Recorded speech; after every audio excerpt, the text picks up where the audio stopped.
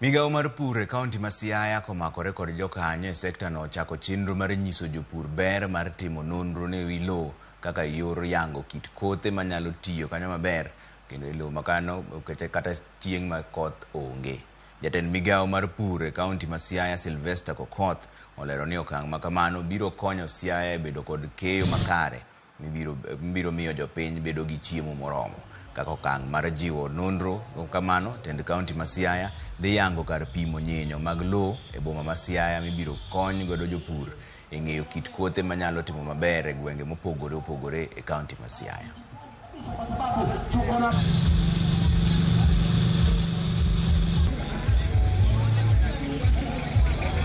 In Siaya, we are targeting about 6,000 soil pH tests and 200 complete tests that will provide comprehensive analysis of all the micro and micronutrients in the soil to support farmers understand the essence of and importance of testing their soils so that they can make corrective measures in an appropriate time, and especially as we approach the short rains to support them in making amelioration that will improve productivity not only in the short run but also in the long run.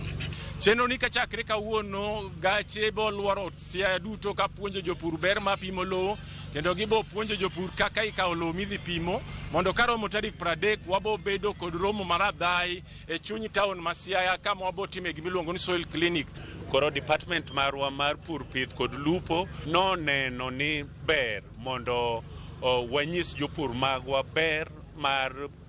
pimo ngima mar lopegi mondo kata ka gitiyo gi fertilizer kata ka gipidho cham to ging'eyo ni cham mane maber kod puothegi go. Koro wakwayo jopur mondo bi e soil testing clinics go okel lopegi ibo nyisgi kaka gikwanyo lono mondo gikel for testing mondo ka gidog pur to gibed jomong'eyo ni lowo magipuro no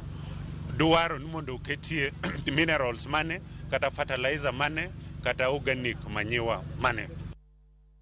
Komiti mar od bura marango chenro mag dongruok ne